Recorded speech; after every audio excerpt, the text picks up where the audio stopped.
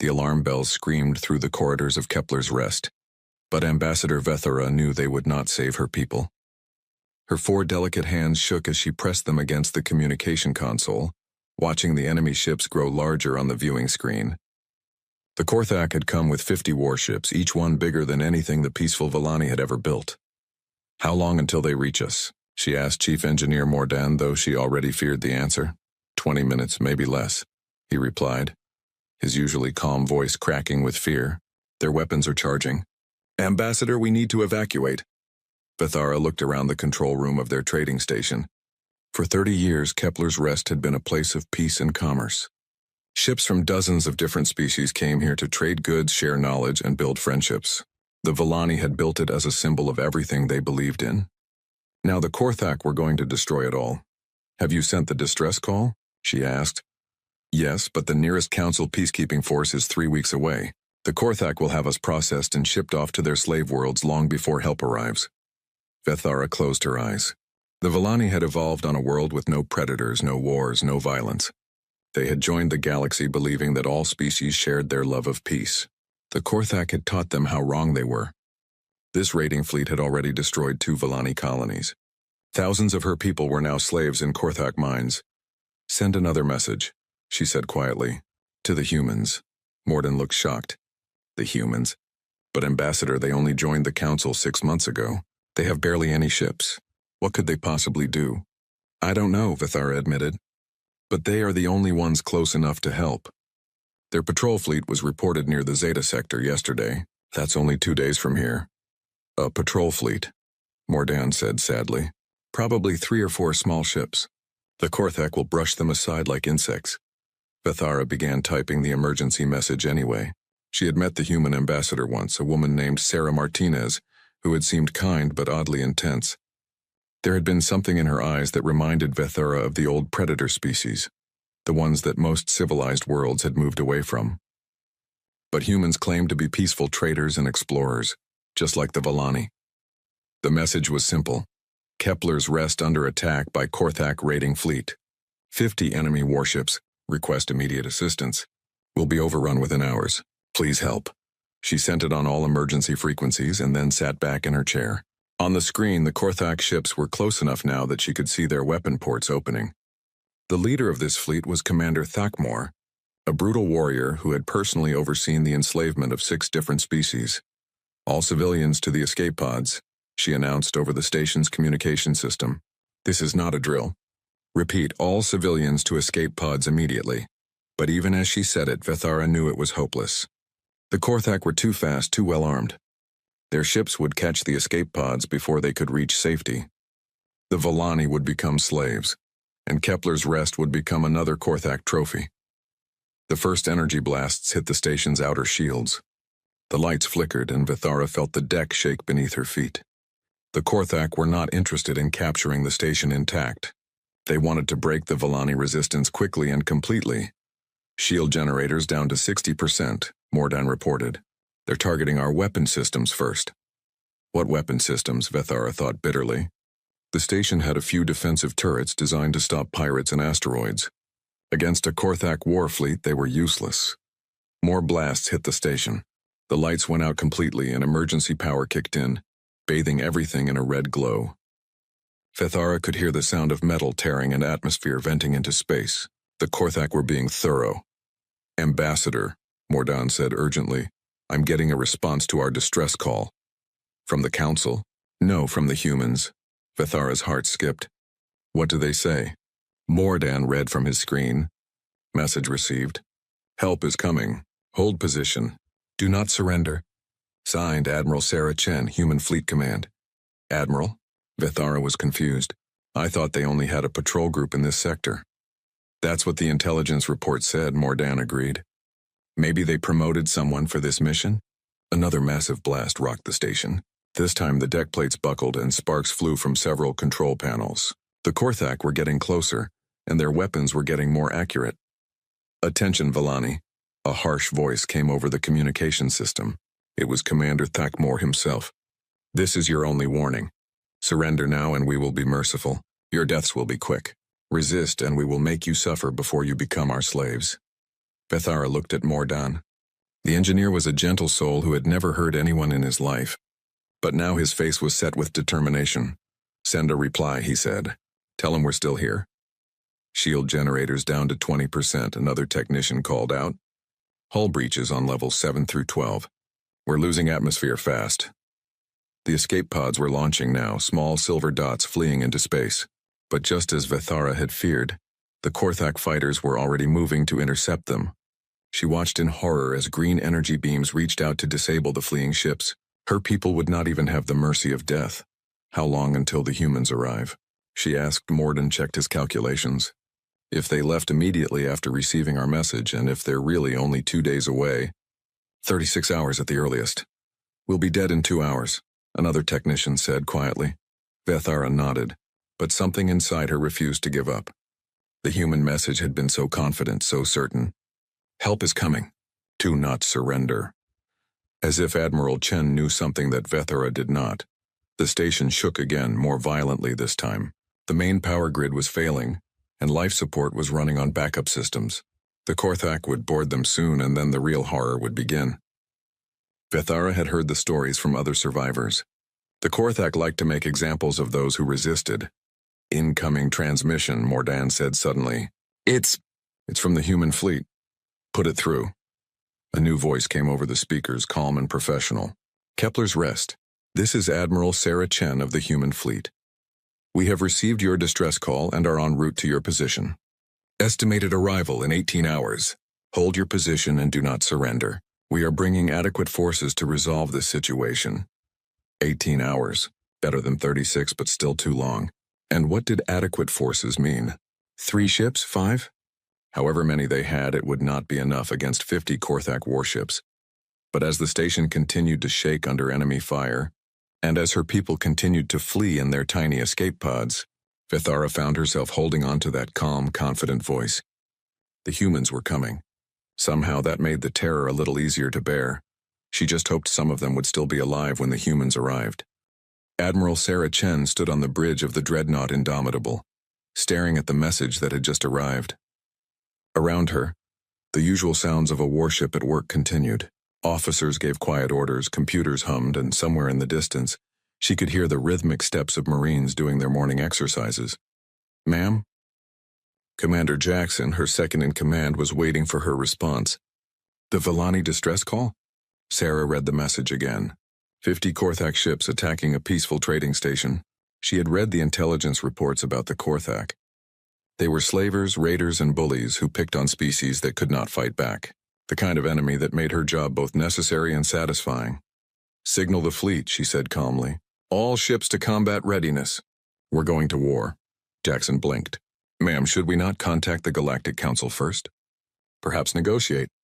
Sarah looked at him with the expression that had earned her the nickname Ice Queen among the younger officers.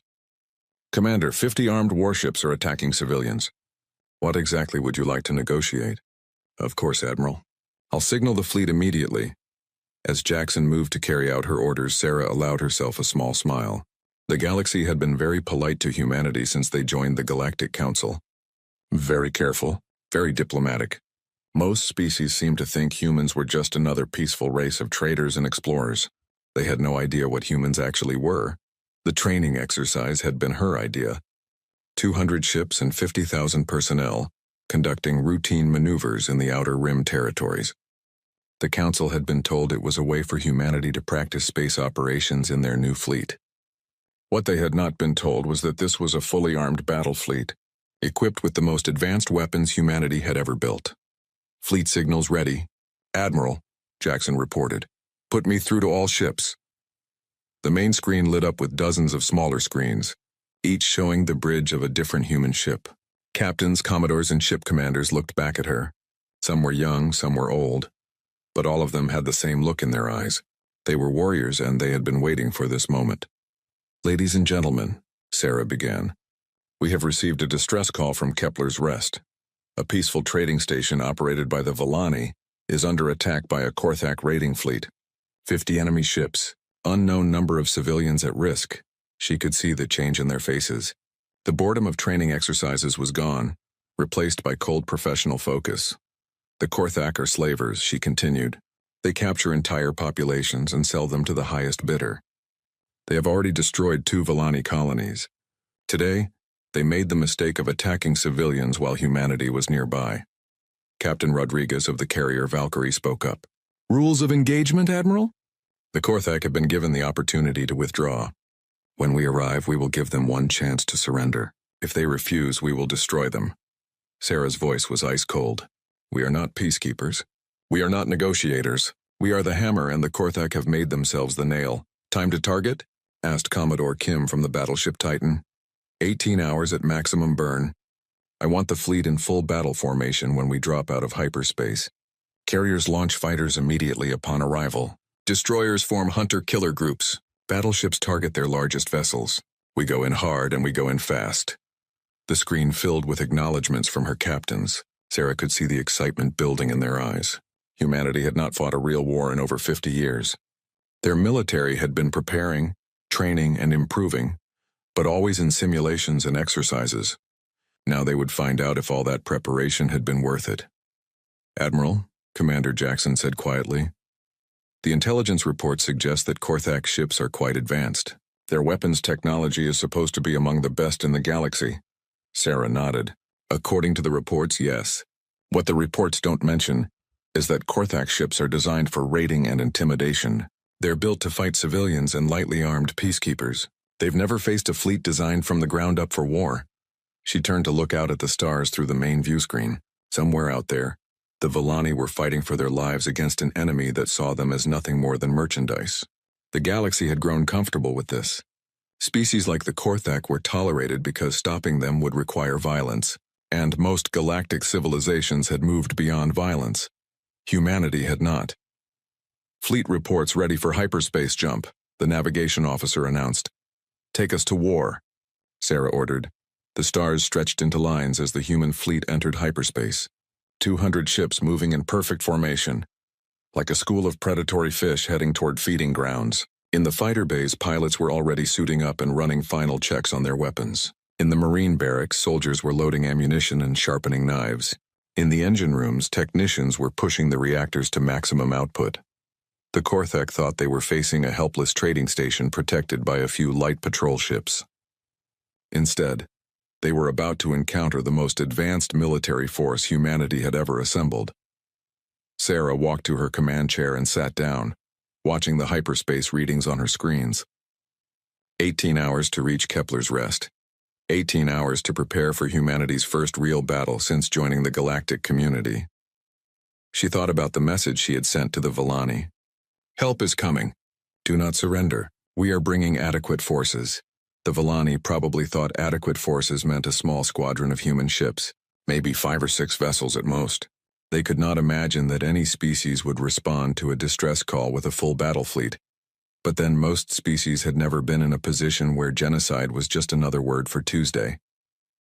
Most species had never spent thousands of years perfecting the art of killing each other. Most species had never looked at the universe and decided that the strong had a duty to protect the weak, no matter the cost.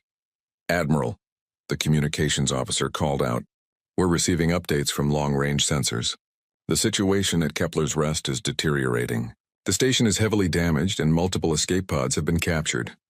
Sarah's jaw tightened. Captured escape pods meant prisoners. Prisoners meant slaves. The Korthak were already beginning the process that had destroyed so many other civilizations. Can we go any faster? She asked the navigation officer. We're already at maximum burn, ma'am. Any faster and we risk damaging the engines. Damage them, Sarah said simply. We can fix engines. We can't bring back the dead, yes ma'am. Increasing speed to 110%. Around the bridge, warning lights began to flash as the ship's engines strained beyond their normal limits. Sarah could feel the deck vibrating beneath her feet as the Indomitable pushed itself harder than it had ever gone before. Somewhere ahead of them, the Korthak were probably celebrating their easy victory. Another peaceful species broken. Another population ready for the slave markets. They had no idea that their actions had just declared war on the one species in the galaxy that still remembered how to fight. Sarah smiled, and it was not a pleasant expression. The Korthak wanted to play the old game of predator and prey. They were about to learn that humanity had never stopped being predators. They had just been waiting for the right prey to come along. Commander Thakmor stood on the bridge of his flagship, the Blood Reaper, and admired his work. Kepler's Rest was now a broken shell, its outer sections torn open and venting atmosphere into space. The Volani had fought with surprising courage for such a weak species, but courage meant nothing against superior firepower. "Status report," he growled to his second-in-command. "The station is secure, Commander. We have captured 3,000 Volani from the escape pods. Another 1,000 died during the assault. The survivors will fetch good prices at the Nexus slave markets." Thakmor nodded with satisfaction. 3,000 slaves would make this raid quite profitable. The Korthak Empire needed workers for its mining colonies, and the Volani were known to be intelligent and hard-working. They would adapt to slavery better than some species. What about their distress calls? They sent messages to the Galactic Council and to the humans. The Council's nearest peacekeeping force is weeks away. As for the humans, his aide shrugged. They are new to space. Probably have a few patrol ships at most. Humans, Thakmor repeated, tasting the word. He had read the intelligence reports about humanity's recent admission to the Galactic Council. Another species of peaceful traders and diplomats much like the Volani. The galaxy seemed full of such weaklings these days. "Commander," his sensor operator called out. "I'm detecting hyperspace signatures. Multiple contacts. Well, how many?" 3. "No, 5. Wait." The operator's voice became confused. "Commander, I'm reading over 50 contacts." "Maybe more," Thakmor frowned. That was far more ships than any Council peacekeeping force. "Are you certain?" "The signatures are getting stronger. Whatever's coming, it's big." On screen. The main view screen showed empty space around Kepler's Rest. The wreckage of the station drifted slowly in the void, surrounded by the dark shapes of Korthak warships. Everything looked normal. Then space began to tear. The first ship that emerged from hyperspace was massive, easily twice the size of Thakmor's flagship. Its hull was dark gray, almost black, and covered with weapon ports. Before Thakmor could process what he was seeing, more ships appeared. Dozens of them. Then hundreds. "Get me a count," he snapped. The sensor operator's voice was shaking. 200 ships, Commander. Maybe more. They're still coming. 200 ships. That was not a patrol force. That was not a peacekeeping mission. That was a battle fleet. The human ships moved with a precision that made Thakmor's stomach clench. They formed perfect battle lines, their weapons already charging, their fighters launching in coordinated waves. This was not the confused response of a peaceful species caught off guard. This was the smooth, practiced movement of warriors who knew exactly what they were doing. "Communications," Thakmor barked. "Get me whoever's in charge of that fleet." A moment later, a new voice came over the bridge speakers. It was calm, professional, and utterly cold. "Korthak vessels. This is Admiral Sarah Chen of the human fleet. You have attacked a peaceful civilian station and taken prisoners. You have 60 seconds to cease all hostile actions and withdraw from this system, or we will consider you enemy combatants." Thakmor stared at the view screen. The human fleet had spread out into a formation that surrounded his ships completely. There was no escape route, no tactical advantage he could exploit. They had appeared from hyperspace in perfect position to destroy his entire force. But the Korthak Empire had conquered dozens of worlds. His ships had weapons that could crack planets. Surely these newcomers, however many ships they had, could not match Korthak military might. "Human Admiral," he replied, putting as much authority into his voice as possible. "I am Commander Thakmor of the Korthak Empire. You are interfering with a legitimate military operation. Withdraw immediately or face the consequences." There was a pause. Then the human voice returned, and it was even colder than before. "You chose violence. We perfected it." The human fleet opened fire. Thakmor had been in dozens of battles. He had seen energy weapons tear through ship hulls, watched torpedo explosions tear vessels apart, witnessed the chaos and confusion of space combat. But he had never seen anything like this. The human attack was not chaotic. It was not desperate. It was surgical. Coordinated volleys of energy beams reached out from the human ships, each one precisely targeted. Thakmor watched in shock as 3 of his destroyers simply ceased to exist, torn apart by weapons that seemed to cut through their shields like they were not even there. "Return fire," he screamed. His ships tried to respond, but the humans had already moved. Their formation shifted like a living thing. Smaller ships darting between his vessels while the larger ones maintained a deadly crossfire, Korthak energy beams lashed out but hit only empty space where human ships had been moments before. More Korthak ships died. The cruiser Bone Crusher exploded in a ball of fire that lit up the bridge of the Blood Reaper. The destroyer pack hunters tried to flank the human formation, only to run straight into a wall of torpedo fire that reduced them to scrap metal. How are they doing this? Thakamor demanded. His tactical officer was frantically working at his console. Their ships are faster than ours, Commander. More maneuverable. And their weapons, he paused, staring at his readings. Their weapons are incredibly advanced. Our shields are stopping maybe 30% of their firepower. On the screen, Thakamor could see human fighters swarming around his remaining ships. They moved like insects impossible to target, striking with precision before disappearing back into the chaos of battle. Each attack took out weapon systems, engines, or life support. The human pilots were not just trying to win. They were trying to capture his ships intact. Commander, the communications officer's voice was full of panic. The Voidstalker is requesting permission to surrender. Denied, Thakamor snarled. We are Korthak. We do not surrender to anyone. But even as he said it, he could see that the battle was already over. Half his fleet was gone, destroyed, or disabled. The remaining ships were scattered, their formations broken, their crews demoralized. The humans had done in 20 minutes what should have taken hours. The worst part was that the human fleet barely seemed damaged. A few ships showed scorch marks from Korthak weapons, but none had been destroyed. It was as if the Korthak had been fighting children and now the adults had arrived. Korthak Commander, the human admiral's voice came over the speakers again. Your fleet is defeated. Surrender now and your crews will be treated according to galactic law. Continue fighting and we will finish what you started. Thakamor looked around his bridge. Half his officers were dead or wounded. His ship's weapons were offline and his engines were failing. Through the view screen, he could see human marines preparing to board his remaining vessels. For the first time in his career, Commander Thakamor of the Korthak Empire did something he had never imagined possible. All ships, he said quietly, stand down. Signal surrender to the human fleet. As his remaining vessels powered down their weapons, Thakamor realized that everything he thought he knew about the galaxy had just changed. These humans were not traitors or diplomats. They were not another peaceful species to be bullied and enslaved. They were apex predators, and the Korthak had just learned what it felt like to be prey. The human ships moved in to secure their prisoners. Their movement still precise and coordinated. There was no celebration, no gloating. They went about their work with the calm efficiency of professionals who had done this many times before. Thakamor slumped in his command chair and waited for the humans to board his ship. The Vellani had called for backup, and the humans had responded with overwhelming force. The galaxy would never be the same. Lieutenant Marcus Webb guided his fighter through the wreckage of a Korthak destroyer, his targeting system already locking onto the next enemy ship. Around him, hundreds of other human fighters moved in perfect coordination, their attacks precisely timed to maximize damage while minimizing risk.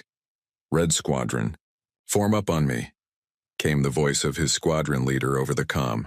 We're going after that cruiser.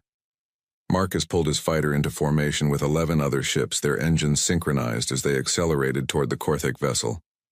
The cruiser was trying to escape, its engines glowing as it desperately sought to reach the edge of the battle zone. Target their engine pods, the squadron leader ordered. We want this one intact for interrogation. Marcus smiled inside his helmet. The Korthak had built their ships for intimidation, all sharp angles and aggressive styling. But they were slow and clumsy compared to human fighters. His craft could turn inside their weapon arcs and strike before they could even track him. He lined up his shot and fired a burst of precise energy bolts. The Korthak cruiser's port engine exploded in a shower of sparks, sending the massive ship into an uncontrolled spin. The other fighters in his squadron followed up, systematically destroying the remaining engines until the cruiser was dead in space. Good work, Red Squadron, came Admiral Chen's voice over the command frequency. Move to assist Blue Squadron with the remaining destroyers. Marcus pulled his fighter around and headed toward the next target. Behind him, he could see the massive bulk of the human fleet engaging the Korthak in a battle that was already decided. The enemy had started with 50 ships. Now they had maybe 15 still fighting, and those were scattered and demoralized. The human fleet moved like a single organism. The carriers launched endless waves of fighters while staying safely behind the battle line. The destroyers worked in packs, surrounding and destroying larger Korthak vessels with coordinated attacks. The battleships provided heavy fire support, their massive guns reaching out to cripple enemy ships from long range. It was beautiful, in a deadly sort of way. On the bridge of the Indomitable, Admiral Chen watched the battle unfold with professional satisfaction. Her fleet was performing exactly as trained, each ship fulfilling its role in the larger plan. The Korthak were brave fighters, she had to give them that. But bravery meant nothing against superior tactics and technology. "Admiral," Commander Jackson reported, "the Korthak flagship is requesting surrender terms." "About time," Chen replied. "Signal all ships to cease fire on vessels that have surrendered, but keep weapons locked on anyone still fighting." She watched as more Korthak ships powered down their weapons and shields. The smart ones were giving up. The stubborn ones were being systematically destroyed by her fleet. "Marine shuttles are requesting permission to begin boarding operations," Jackson added. "Granted, but I want full combat teams. The Korthak may try to fight even after surrendering." Colonel Maria Santos led the first wave of Marines boarding the Korthak flagship. Her team moved through the airlocks with weapons ready, expecting fierce resistance. Instead, they found corridors full of wounded and demoralized Korthak warriors. The aliens were larger than humans, with thick gray skin and natural armor plating, but they looked at the human Marines with something that might have been fear. Word of the battle had spread through their ship. An entire Korthak raiding fleet had been destroyed in less than 2 hours by enemies they had never heard of. "Secure the bridge," Santos ordered her team. "I want their commander alive for questioning." They found Commander Thackamore slumped in his command chair, staring at the tactical displays that showed the destruction of his fleet. When he saw the human Marines enter his bridge, he straightened up and tried to look dignified. "I am Commander Thackamore of the Korthak Empire," he said in heavily accented galactic standard. "I demand to be treated according to the rules of war." Santos looked at him through her helmet visor.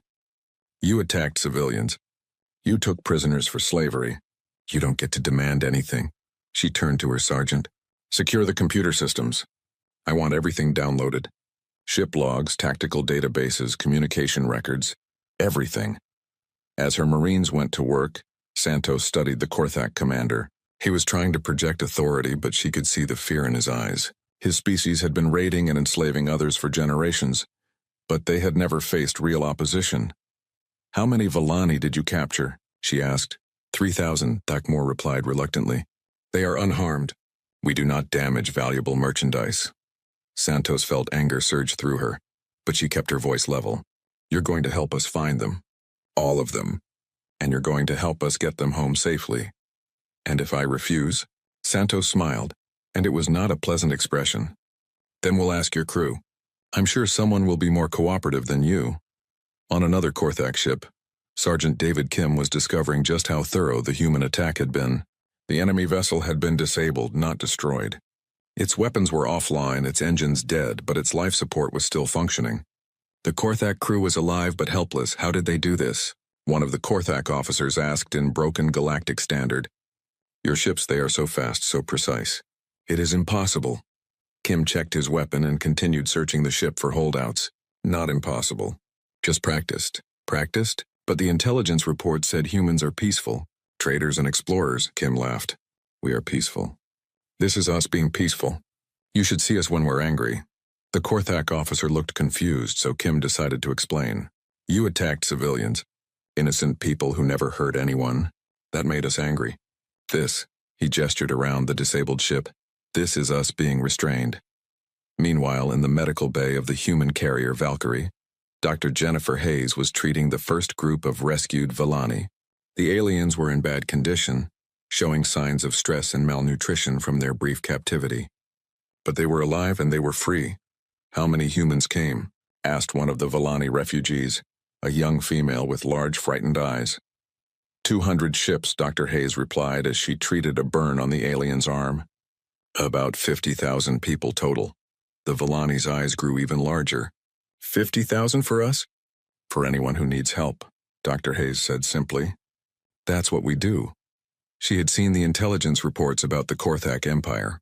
They controlled dozens of star systems through fear and slavery. They had been operating for centuries without serious opposition, because most galactic civilizations preferred negotiation to war. Humanity preferred results. "Doctor," her assistant called out, "we're getting more refugees from the other ships. Looks like the Marines found the main holding area." Dr. Hayes nodded and prepared for the next wave of patients. Around her, the medical team worked with efficient compassion, treating injuries and trauma with equal skill.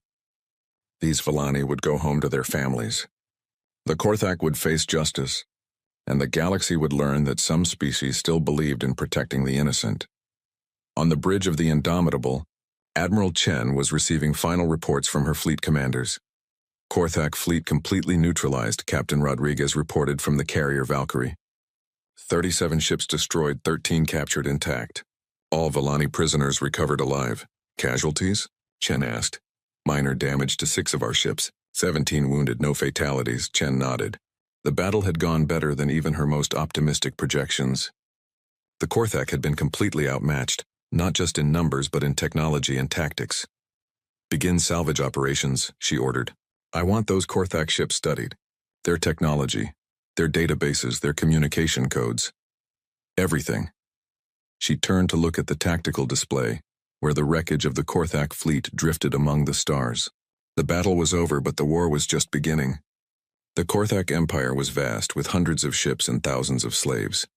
Today's victory was just the first step, but it was an important step. The galaxy would see what had happened here. They would see that the Korthak could be beaten, that slavers and raiders were not invincible. And they would see that humanity was not just another peaceful species of traders. They were the galaxy's new apex predators, and they had just announced their presence with overwhelming force. Ambassador Kethvar of the Galactic Council stood in the emergency session chamber, watching the recording for the 3rd time. On the massive central screen, the battle at Kepler's Rest played out in silent majesty. 200 human ships appearing from hyperspace, forming perfect battle lines, and then systematically destroying a Korthak raiding fleet that had terrorized the galaxy for decades. "How many ships did you say the humans sent?" asked Ambassador Veltar from the Hegemony Worlds. 212, according to our sensors," Kethvar replied, still staring at the screen. "Plus fighter craft, support vessels, and approximately 50,000 military personnel." The chamber erupted in shocked whispers. Every species represented in the council had read the same intelligence reports about humanity. A peaceful race of traders and explorers who had recently achieved faster-than-light travel. Their admission to the council 6 months ago had been routine, almost boring. "This changes everything," said Ambassador Zorthak from the Crystal Republics. "If the humans can deploy this kind of force for a simple rescue mission, what else are they capable of?" Kethvar did not answer immediately. He was thinking about the human ambassador, Sarah Martinez, who always sat quietly during council meetings and never raised objections to any proposals. She had seemed so reasonable, so diplomatic. Had she known? Had she been sitting there planning for war while everyone else talked about trade agreements? "We need to contact the human government immediately," announced Ambassador Feldor from the merchant guilds. This action was taken without council approval. There must be consequences. Consequences? Kethvar looked at his colleague with disbelief. They saved 3,000 Villani civilians from slavery. They defeated the most dangerous raiding fleet in this sector. What consequences would you suggest? They deployed a battle fleet without informing the council, Feldor insisted. That violates several treaties about military operations in neutral space. The argument was interrupted by the chamber doors opening.